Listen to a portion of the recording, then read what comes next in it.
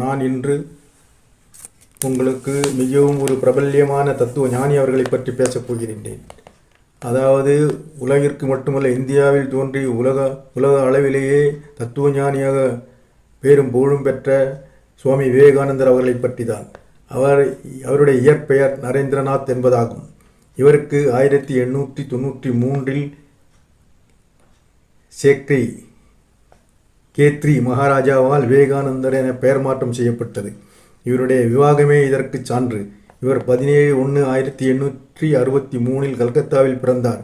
இவர் 4/7/1902 உலகை விட்டு மறைந்தார். 39 ஆண்டு காலமே வாழ்ந்துள்ளார். இந்த குறுகிய காலகட்டத்தில் இவர் உலக புகழ்பெற்ற தத்துவஞானியாகவும் பேரறிஞராகவும் விளங்கினார். இவரது தந்தை பெயர் நரேந்திரநாத் டட்டா. இவர் கல்கத்தாவில் அரசு வழக்கறிஞராக இருந்தார். இவரது தாயார் புவனேஸ்வரி தேவி.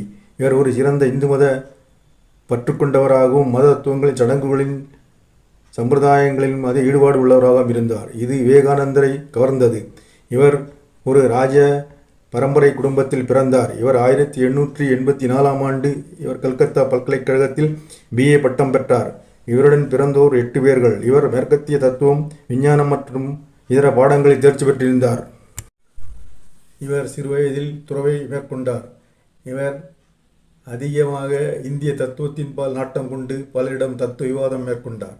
இவர் பக்தி யோகம், கர்மயோகம், ஞானயோகம், ராஜயோகம் ஆகிய நூல்களை எழுதியுள்ளார். இவர் 1893 ஆண்டு சிகாகோவில் நடைபெற்ற உலக மதங்களின் மாநாட்டில் இந்திய நாட்டின் பிரதிநிதியாக கலந்து கொண்டார். இவர் அந்த மாநாட்டில் துவக்கத்தில் சிஸ்டர்ஸ் அண்ட் பிரதர்ஸ் என்று முழக்கமிட்டார். அதை கேட்ட அனைவரும் வியந்து போயினர். இது அவர்கள் அனைவரையும் வெகுவாக ஈர்த்தது. இவர் பெண்களை தெய்வத்திற்கு இணையாக கருதியதால் துறவு பூண்டு திருமணம் செய்யவில்லை. இவர் ஐரோப்பா, பிரிட்டன், அமெரிக்கா போன்ற நாடுகளிலும் இந்தியா முழுவதும் பயணம் செய்துள்ளார்.